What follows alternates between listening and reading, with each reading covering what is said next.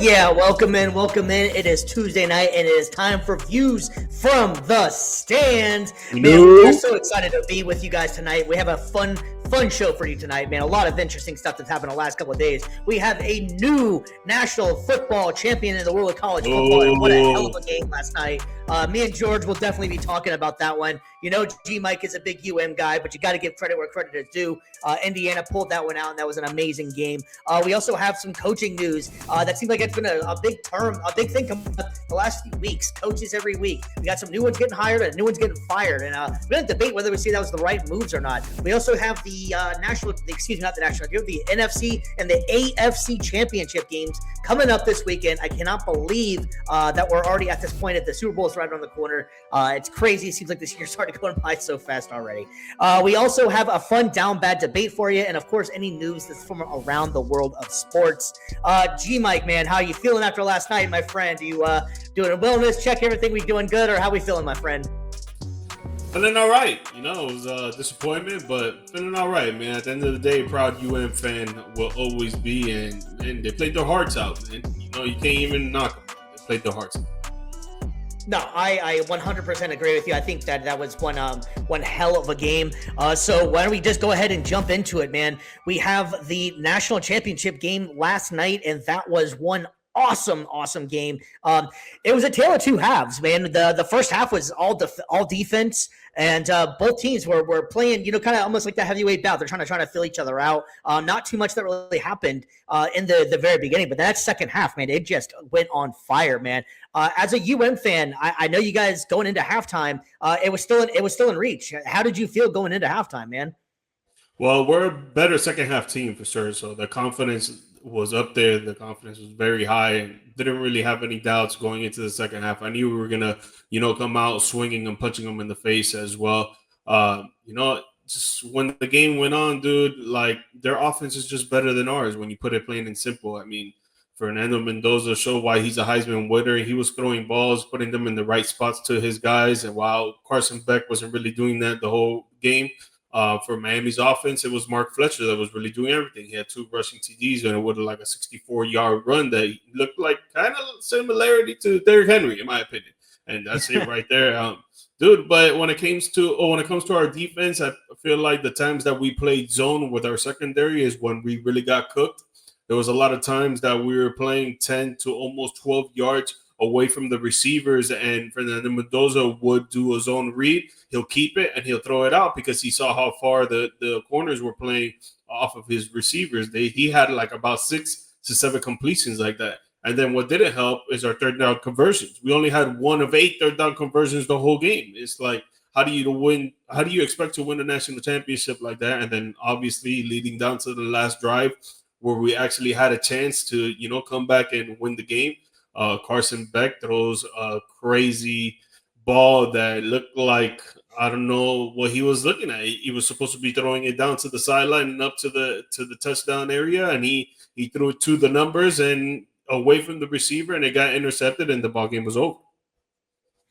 Yeah, actually, if you're looking at the on here right here, the highlights coming up here, if you look to the defense, read exactly what he was doing. And watching it last night, you could see the one defender was able to trail back, leading the other guy to just be able to hawk the ball. So that it was just a great defensive play, I think, for Indiana in that position. They played great defense all year. They were just neck and neck, and obviously the biggest, strongest point for UM obviously was their defense. I believe Fletcher is one hell of an athlete, and Tony's one hell of an athlete as well. But I think the Miami Hurricanes, their biggest thing was their defense, without a doubt. And man, I was just really impressed, and I can say. And I'm hoping you're probably going to agree with. I think the U is back after this one, man. They went toe to toe with the number 1 team in the country, and it's great to have them. They had to have Miami back as a relevant team in the national championship. But you got to give credit where credit is due, man. Indiana winning their first national championship. Crazy as it is, they went 16-0. The last time that a team has done that, been undefeated as well, was Indiana in basketball. I believe it was like 1972. So Indiana, it's about time for them to finally get on the map for football as well. And I really don't think that they're going to go anywhere too. I think this isn't like a one-time thing. I think Indiana's going to be here for a little while with the NIL deals that they have going on, and just the fact of they have a hell of a coach. and they believe in the coach, and he's building one hell of a program. This is 2 years in the making. They pretty much got a bunch of transfers from JMU, and last year they came on strong. A lot of people are like, okay, this isn't going to last, and then they came back the next year undefeated. They were battle tested. They went into Penn State. They beat Oregon twice. They played some real good teams this year, and they were able to pull it out, and they deserve to be where they are. I think undoubtedly it was one hell of a year for them, and we got to get to the biggest thing as well with this too is, what do you think is going to happen with Mendoza? Is he going to be number 1 overall pick? And you saw Tom Brady on the sideline last night. He was doing a little bit of early scoping, if you will, because the Raiders have the number 1 overall pick. What's your thoughts? Is Mendoza a first-round pick? A first overall pick? He can be a first overall pick, but there's been rumors going around that the Raiders might trade that pick and use Max Crosby as well to try to trade, either get some picks back and try to get, more in the draft than just the number 1 pick overall. Try to get, move back a couple slots and try to get a second round, a third round in with it. And there's been rumors that they're trying to go for Baltimore Ravens quarterback Lamar Jackson. So that would be something to watch for sure. But, if you're asking me, is Mendoza worth the number 1 pick? Yes, he is. I feel like he's very poised. He's intelligent. He knows when to get to the ball to his guys. Great timing. The guy is a dog. You saw it there on that one rush TD in the national championship game. He puts his head shoulder down. He gets back up and he dives in the end zone where he got hit by 2 defenders. Well, he got hit by 2 defenders, and it looked like, his back could have been messed up. But at the end of the game, the reporter asked him, like, what was going through your mind after that play? And he said, I'll die for my teammates. And I feel like he would. He really would. So, yeah, I think he is worth the number 1 overall pick. Now, do I think it's smart for the Raiders to do that? Not necessarily. I think they got a lot to work on with their offensive line. Obviously, the quarterback position. I think some receiver help as well. And maybe even a little bit of the secondary on defense. But if you get number 1 overall pick and, you want to trade it for some assets, hey, I wouldn't be mad. Yeah, I was talking to a friend of mine earlier as well, and it's a rough situation for the Raiders because the Raiders need so much help right now. And I know you don't necessarily want to pass up if you think that Mendoza is the guy and you can build around him. You don't want to pass that up. But on the other hand, too, you could possibly get a king's ransom for another team that's willing to trade up and grab him. I think Mendoza is worth that pick as well. I kind of think the Raiders would be smart in grabbing him. For something about this kid, he just strikes me as a winner. I think he's poised. He's going to kill every interview. He has a dog mentality in him. You can see it in those plays. He got his ass kicked that entire game, and you did not see any kind of him, holding his head down. He was poised the entire time and did not let the moment get too big for him. So I think that's a preview of what could be with the Raiders. That defense just clobbered him because if he does go to the Raiders, let's face it, you nailed it right there. They need help on the offensive line. That's part of why Ashton Genty didn't have as dominant as a season as he wanted to, and Brock Bowers, he got hurt, but they need help, yes. But I think if Mendoza just proved it right there that against a NFL caliber pass rush, which I think the Miami Dolphins have, or not Miami Dolphins, excuse me, Miami Hurricanes have, that just proved it right there. And he still was able to pull it out. And he had great numbers still. His numbers weren't going to blow you off the charts, but it's the fact that he didn't when it mattered, he made those plays. He made the play, both the back shoulder fades to the Charlie Booker. That guy was awesome. That was very clutch moments right there. And the head coach trusted him. Also, they called the timeout they're going to send the field goal out there. And he said, I trust my guy, and sometimes you just got to take that chance. And that's what really sealed the game, I think, really was beyond the Carson Beck interception. But that momentum change right there. Miami was able to come back and score, but the game just didn't look the same after that point. That was just one of those moments that I think will live on in college football history, just that the hits that he took and the dive, and he is from Miami. So it was such a cool story to end the college football playoff. Ironically, Miami playing at home, and the kid is from Miami. And the whole story about how they didn't really take him on and he wanted to play for them. His parents both went to Miami. They were all Miami kids. And the whole time they were showing him in the stadium as a child. And all he wanted to do was play for Miami. And then ironically gets to steal it from Miami at the end of the year. So it was one hell of a game. But I think it's going to be very interesting coming up in the draft season because I think it's going to just be how he tests. I think he's going to blow everybody away in the interview process. If you listen to his post games and anytime you hear him talk, he just has it. He has it all together. He seems poised and ready to go. So I think he'll be blowing away the interview process. He's just going to be what his measurables are. He's a pretty big guy, but I think I would like to see him put on a little bit more muscle. But that's going to come with the NFL. Yeah, I mean, if he doesn't go number 1 to the Raiders, he's going to go number 2 to the Jets for sure, because obviously Dante Moore is not going to be there. He's going back to Oregon. So 1 or 2 are going to be taking quarterbacks for sure. And I'm thinking Sampson is probably going to go to the Jets if the Raiders take Mendoza. But again, if the Raiders are looking to do something with that number 1 overall pick, I would say try to go for Lamar Jackson for sure, or trade back and try to get a second round and a third round pick as well. Try to have 2 picks in each of those drafts with trading away the number 1 pick. Yeah, we got plenty of time to go over that because, the draft hasn't even came out yet or anything like that. And we got plenty of time to go over all that. And we'll definitely be looking into it more. But it's just a very interesting, table conversation because it is a big thing that they're going to have to figure out. Clearly, they clearly need a quarterback, and so this is going to be very interesting to see what's going to be coming. Geno Smith ain't it, doggy. Geno Smith ain't it, dog. And I don't even put all the blame on him, bro. I don't even put all the blame on him because when he was in Seattle, he had a great offensive line. You go to the Raiders, that they don't have an offensive line like that they kind of look like the New York Jets, and it's like you expect him to turn water into wine, and it's not going to happen.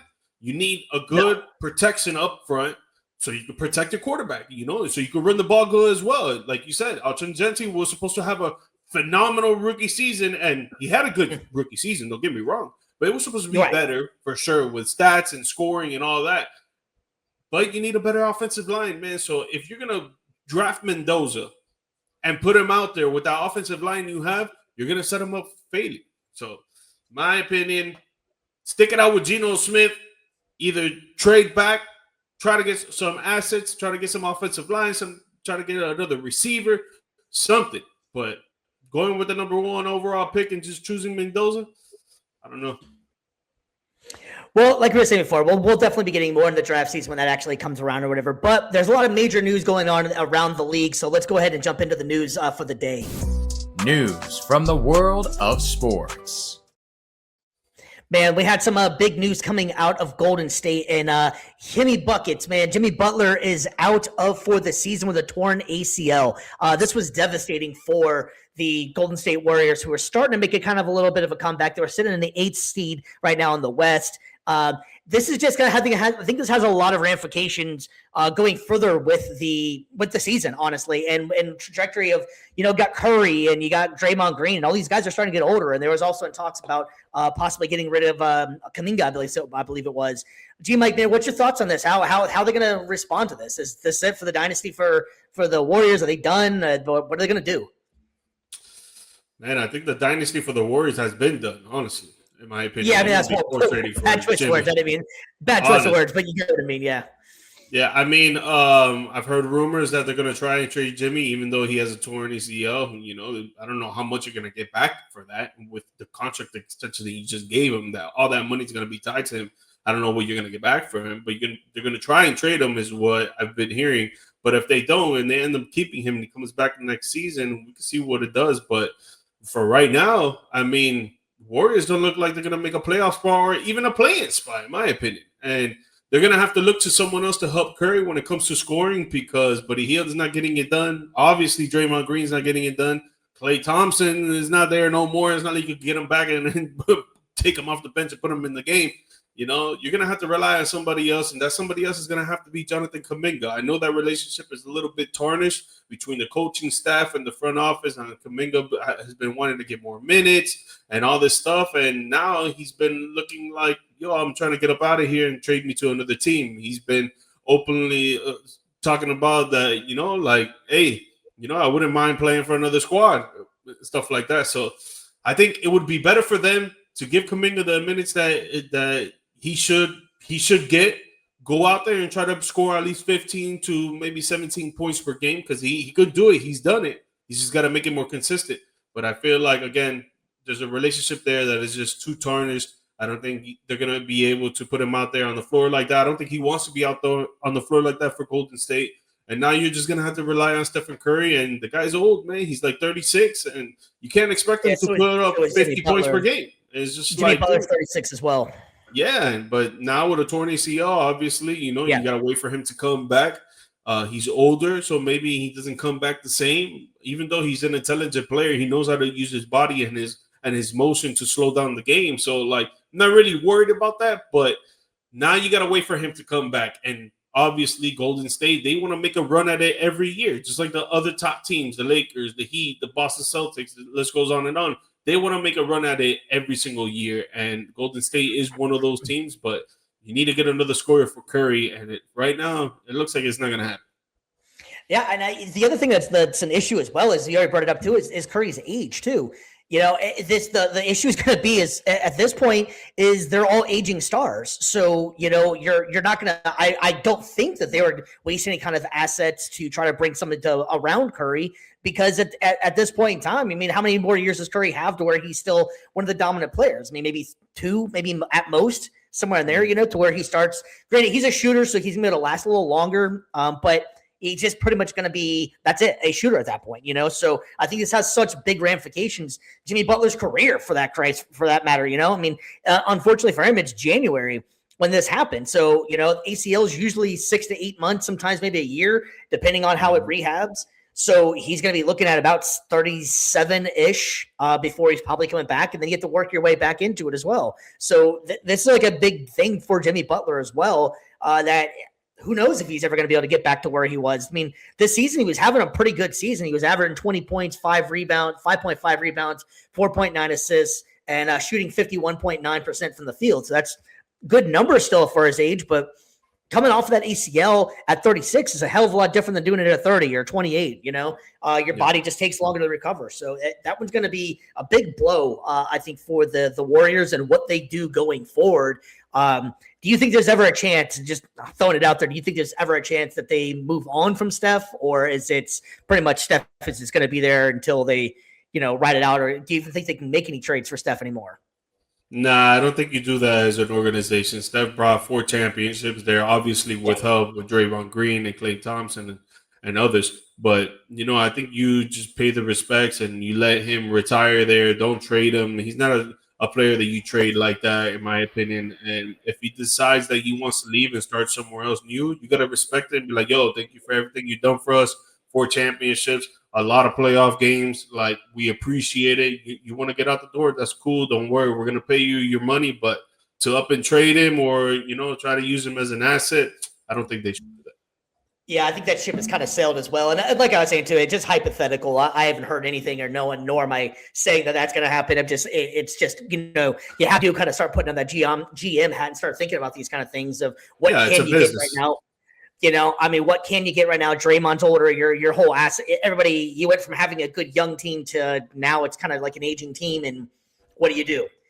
So that's big for all around for a lot of different reasons. But hopefully Jimmy Butler is able to come back and recover. We, never want to see anybody go out on that kind of injuries, excuse me. So hopefully he makes a speedy recovery and comes back, because when Jimmy Butler has always been a fun player in the league, even though I'm sure you probably have ill will with being Miami Heat guy. But you still want to see Jimmy Butler come back. It's better when you have these good players in the league. Not really ill will, man, because I get why he wanted to leave. He wanted to get paid. They didn't want to pay him. Like, I get both sides of it. Pat Riley didn't want to pay him because he's old and he hasn't really been showing much that he could stay on the court and be healthy. So I understood where Pat Riley was coming from. Then Jimmy Butler wanted to get paid because he's getting older and he's been showing like, yo, I've been doing a lot for Miami these last few years. I should get paid and I should get the security blank for it. I understand that too. But look, now, ironically, he tears his ACL against the team that didn't want to pay him because he's injury prone. Yeah, that isn't it ironic? Don't you? I don't want to be an asshole, but sometimes it hurts, man. All right, so there was another and like we've been talking about it too. This last couple of weeks with coaching has just been insane, and this was one of the latest ones that was just crazy to me. Sean McDermott is out of Buffalo this season after the heartbreaking loss. We can go over it if you want to. I'm sure it's been probably people ad nauseum at it now. If it was a catch or was not a catch, that whole game was just a wild ass game. But needless to say, the biggest news coming out of it now is Sean McDermott is out as the Buffalo Bills head coach. McDermott finished at 98-50 in the regular season and 8-8 in the playoffs. Mike, was this a knee-jerk reaction? What was your first thought when you heard this news come out? I was surprised, man. I was super surprised. The guy has a great success rate with the Buffalo Bills. He's taking them to a lot of playoff games. Yes, there's been arch nemesis in Kansas City Chiefs, and Patrick Mahomes has taken them out and hasn't been letting them go to the big game in the Super Bowl, but this year round was the time to do it, right? But if you really look back on all of it, I wouldn't really put the blame on the coach. I wouldn't really put the blame on Josh Allen. Like, dude, defense, man. Defense. Every single time that they're losing in one of these games, Josh Allen is going off. Yes, he makes a mistake or two for sure. Everybody does. Every quarterback does. But the defense is always allowing points. And when you go back and look at this game against the Broncos, man, a touchdown that was not supposed to be a touchdown right before halftime happens. And it's like, how do you let someone go over the top of you with 22 seconds left when you know that they're trying to go for a touchdown? How does that happen? Because it's bad defense, man. Everybody can point the fingers at, oh, Josh Allen did a fumble. Oh, Josh Allen threw an interception late in the game and this and that. Yes, again, everybody make mistakes. But you're not going to talk about how Josh Allen literally led them to the playoffs. You're not going to talk about how he threw 3 passing TDs, like how he goes off on every single game. Y'all just want to point the fingers, obviously, at the people that are the head of the snake, which is the head coach and the quarterback, always. And you want to take them off, chop the head off, and get them out of there. Okay, I get it. But at the end of the day, you really going to find a better coach than McDermott right now? I don't see it.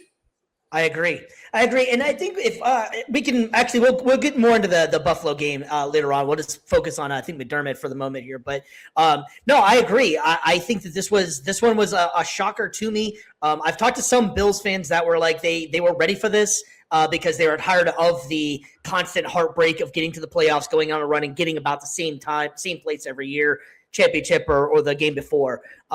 But I completely agree with you that there's been a lot of things that's been out of his hands, and especially this season, going 12-5 with the roster that they had, that with all the injuries they had, it was damn impressive, honestly. They went into Jacksonville and won on the road as well. And Jacksonville was one of the hottest teams going. They went in a little bit injured. I think that McDermott deserved at least one more year, at least. I think he's been a damn good coach, but I can also understand where some of the Bills fans might have been like, let's go ahead and get this guy out of here and get some fresh blood because we do have arguably the best quarterback in the league, or the most important quarterback in the league.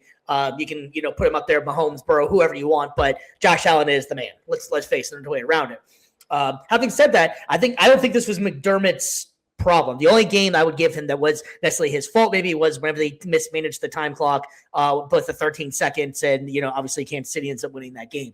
But other than that, I thought McDermott's done a hell of a job. Now, do you think McDermott is going to get hired on right away, or is he going to be another one of those wait for the times right maybe next year? Well, that's all ultimately on his decision. But if it was up to someone else going to hire him, yes, he's going to get hired right away, 100%. I think that's going to happen within the next week or two if he decides to take some interviews and doesn't decide to, oh, you know what, I'm going to just take a year off, relax, be with my family, be with my friends and all that, which is mad respect. You went on a long run. Now you got to get your mind right. A lot of stuff comes with coaching. If people don't know this, they spend almost 24/7 working at home, at the office, on the field, off the field, wherever. So if he decides not to come back and take a break, man, I respect him. If he decides to go right now and go for some interviews to get a head coaching job, yes, I see him getting hired next week. Honestly, I was thinking about it this afternoon, because I knew we were going to be talking about this later on. I think the perfect spot would be for him. And I haven't heard them having interviews or even requesting interviews for it. This did just happen, though, would be Baltimore. I think Baltimore would be the absolute best spot for Sean McDermott. He was supposed to have a defensive background. And, I mean, think about it, too. You got Lamar Jackson out there. You have basically another version of Josh Allen in there. Granted, it didn't always work out in Buffalo, but that's, again, going back to the defense. I think you're right on that. So I think Baltimore would be the perfect spot for Sean McDermott. I think that would be an amazing hire for them. They seem like they're leaning towards Jesse Minter right now, but I also don't think a lot of people realize that Sean McDermott was going to be out there before some of these guys got hired. If I was him or if I was Baltimore, I would definitely be putting some feelers out there and see what it would take to get him in there. But that wasn't the only coach making some noise. We have some brand new coaches out here. And if you can't see on the screen, if you haven't heard yet, we got John Harbaugh taking the New York Giants job. We got Robert Saleh taking the Tennessee Titans job. Jeff Hafley taking the Miami Dolphins job. And Kevin Stefanski taking the Atlanta Falcons job. All right, so we got 4 coaches here. What is your thoughts on, are these the right spots for these guys? Do you think who's going to have success? Like, what's your general consensus thoughts on these new hires? I think the one that, to me, that is super confusing and I don't know what's going to happen with is Jeff Hafley one. Like, we don't really know what he's going to bring to Miami. I know that he was the DC in Green Bay, but the defense in Green Bay this year was wishy-washy. When they ended up getting Michael Parsons, their run defense got a little bit better. Obviously, he goes out with a season-ending injury, so he gets up out of there. But their defense was like a roller coaster ride. Sometimes they were showing great glimpses of like, wow, this is like a top 5 defense. And then other games they were showing like, yo, where the hell are these guys playing? Who are they covering? Who are they tackling? So it's kind of weird bringing him in to see what he's going to do with the Miami Dolphins, and then especially the positions that the Dolphins are in. They don't know who's going to be their quarterback. They don't know if they're going to pay $50+ million to Tua sitting on the bench, or they're going to try yours, or there's rumors they might go for Malik Willis because Jeff likes Malik when he was the backup to Jordan Love this season and the previous season. I mean, the only thing that we do know that is positive here is that he has great relationship with the GM that they just brought in, who was the GM for the Packers.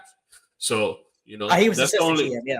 Yes, assistant GM, I'm sorry. Yeah. But that's the great relationship that they have right there. So that's a really good positive that they can, be on the same table, be on the same page about stuff. There's not going to be a lot of bickering back and forth between them two. And you really need that when it comes to a GM and a head coach. So I would say that's the only positive side here. But before I keep going, what do you think? What do you think with the Jeff Hafley?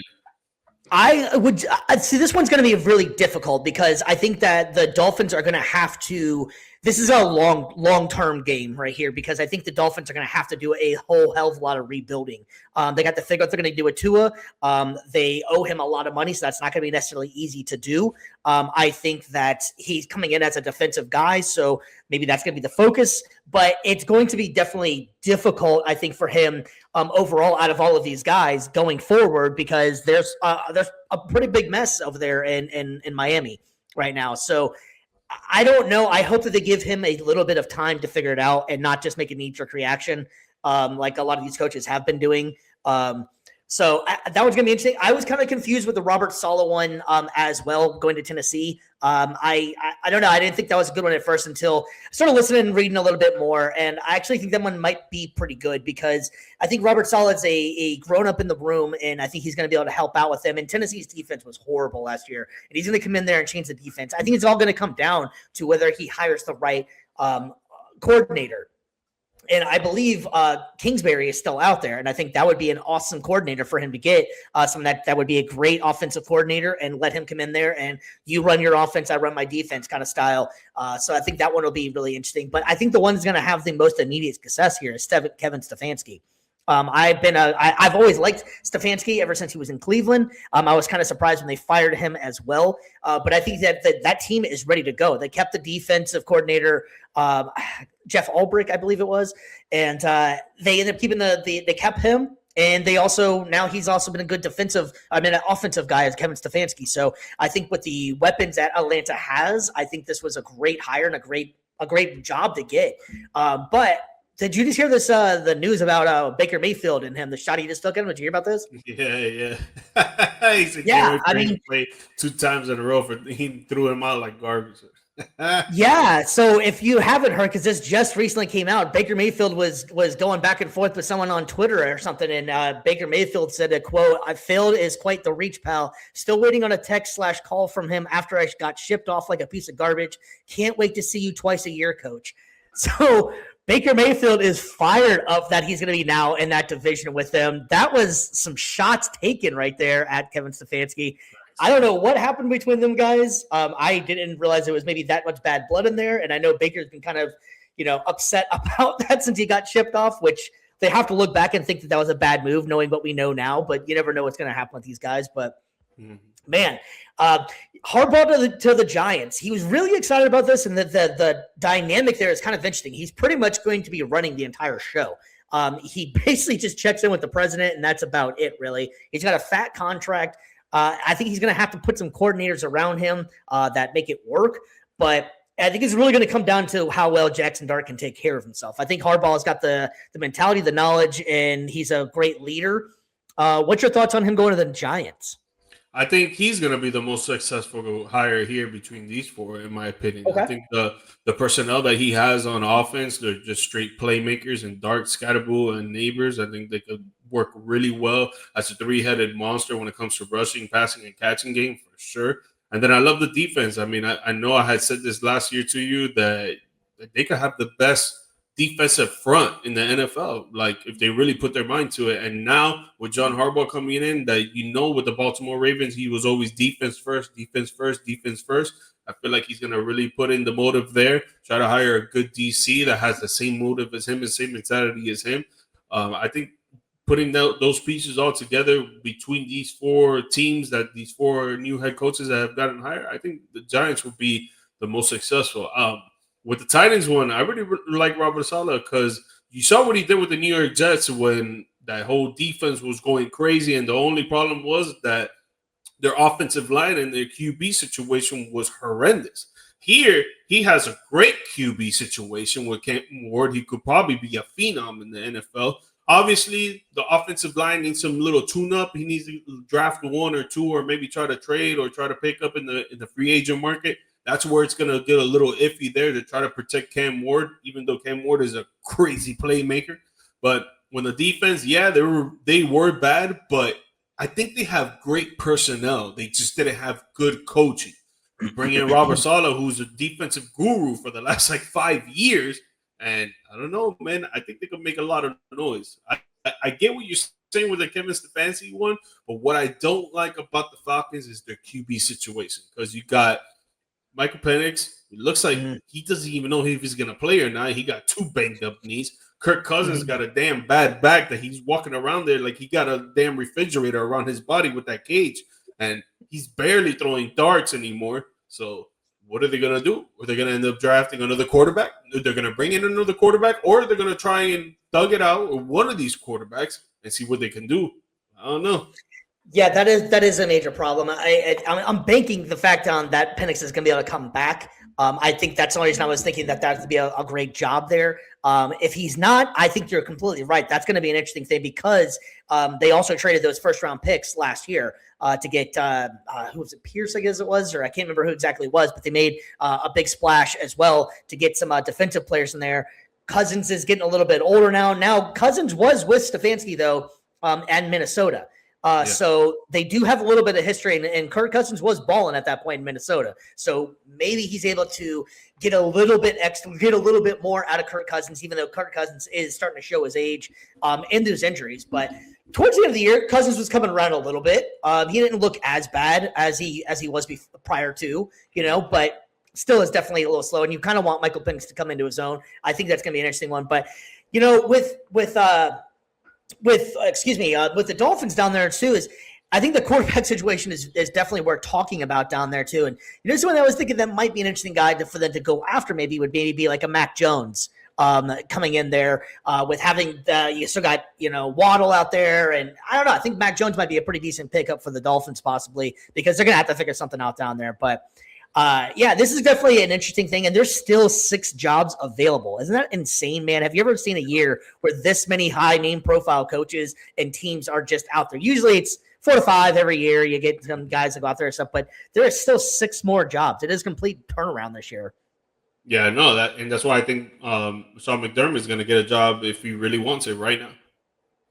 Yeah, I think it'd be a shame if he doesn't, unless he absolutely doesn't not want to, like we were saying. But all right, well, speaking of, we'll stick with the NFL here, man, and we have some major games coming up this weekend, man. We have the AFC Championship game. We have the Denver Broncos taking on the New England Patriots, and man, if you would have thought the New England Patriots be in this situation right now, heading into this season, you would be a millionaire right now, because I don't think anybody, even the most diehard New England fans, even thought that they would be in this position here. And let's not forget the big news that came out of Denver over the weekend. Bo Nix is out for the remainder of the season with a broken bone in his ankle. So that means you're giving the New England Patriots a backup quarterback to Jared Stone to have to beat after they just put on a show taking on C.J. Stroud.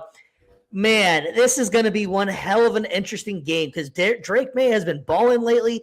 He had a little bit of a bad game last game as well, but I think that was just weather related. I mean, who didn't have a bad game that last one? It was just nasty ass weather. But having said that, man, what's your thoughts on this, man? New England and Denver in the AFC Championship, man. Man, the way that New England's playing, man, is just off the charts. Like, their defense and their offense is like, bro, they're not missing a beat. They're not making no mistakes. They're hustling to the ball. They're making sure every damn ball is caught.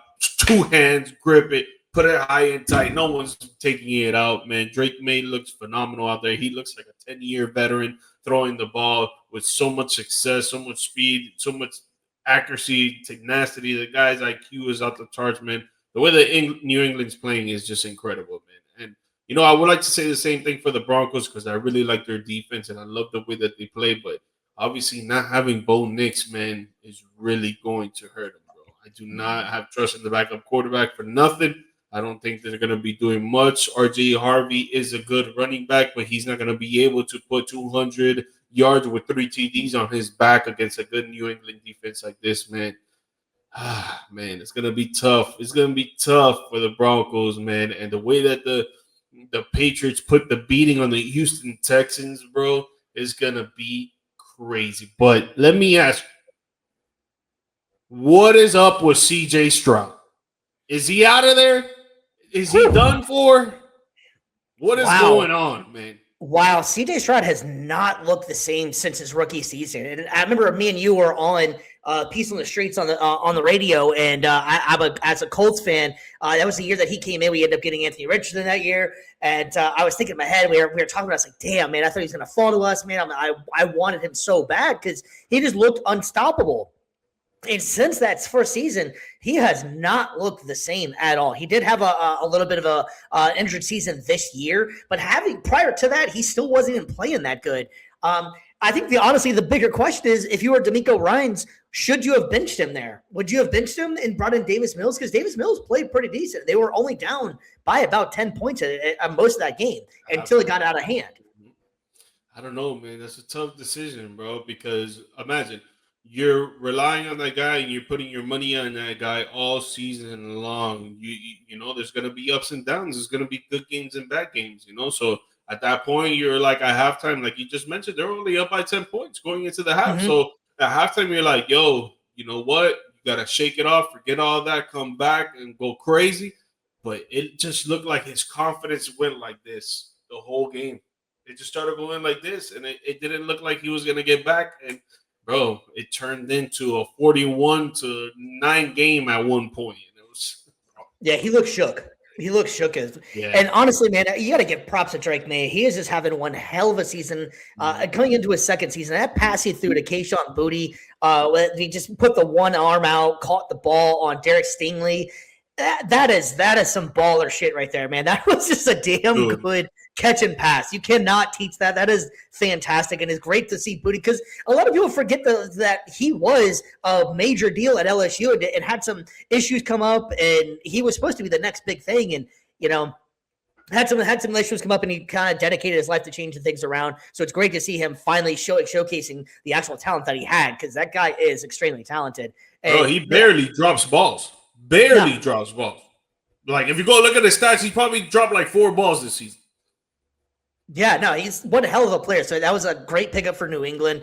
Man, as a Colts fan too, and like I was saying before, I'm not going to talk about the Colts at all or anything like that, but damn it, man. Like, how the hell did you guys end up with Drake May? And it looks just like freaking Tom Brady's back in the building. The New England Patriots are about to go to the Super Bowl again, probably, man. Like, damn it. How did we let this happen again? No, dude, like, most of my friends are Miami Dolphins fans. So imagine the Dolphins haven't won a playoff game since 2000.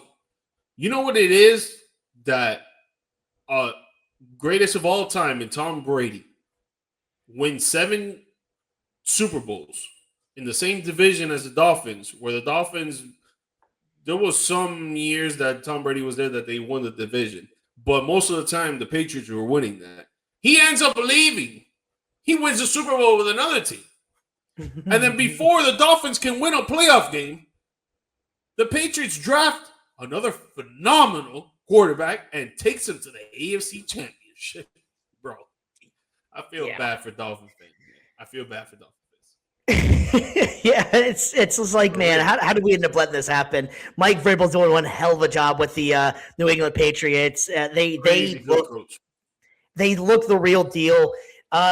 So do you want to be able to make a pick on this one? You got the Broncos and the Patriots, and Bo Nix is there. I think this game is completely different, but I think you kind of have to lean with the Patriots just the way the defense is playing. Drake Mason playing really well. I don't think that there's always a puncher's chance. It is the playoffs, and you don't even know what you're getting out of Stidham. Stidham's only, I believe, started 5 games in his entire career. But the heater that the Patriots are on right now, it's tough to bet against them going into this with a backup quarterback like Jarrett Stidham.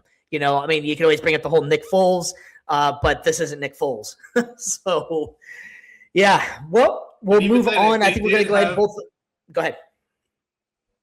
If they did have Bo Nix, who would you choose? Denver. I think if Bo Nix was there, I would choose Denver. I would still go Patriots, man. Like, they're just playing crazy good.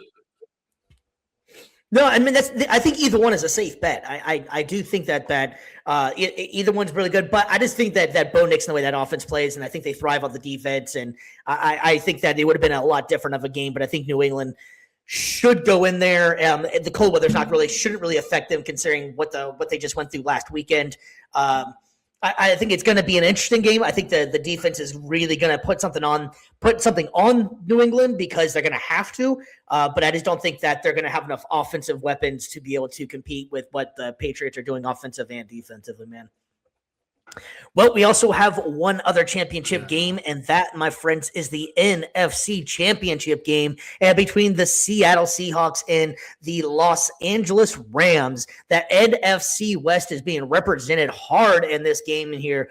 Mike, man, who would ever thought that it would be the Seahawks in the NFC Championship game? Me, you, and Brandon all picked the Rams to win this division, so we kind of had a feeling that the Rams would be pretty good, but the Seahawks has been putting on a friggin' show. What's your thoughts on this one?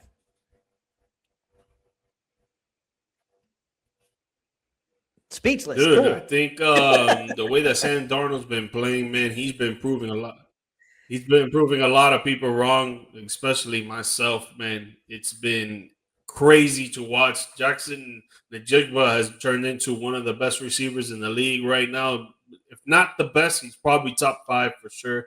But, them going up, their defense is pretty phenomenal as well, going up a great Rams offense where they have a great defense as well. I think this is going to be the best game to watch. This is going to be the game to watch.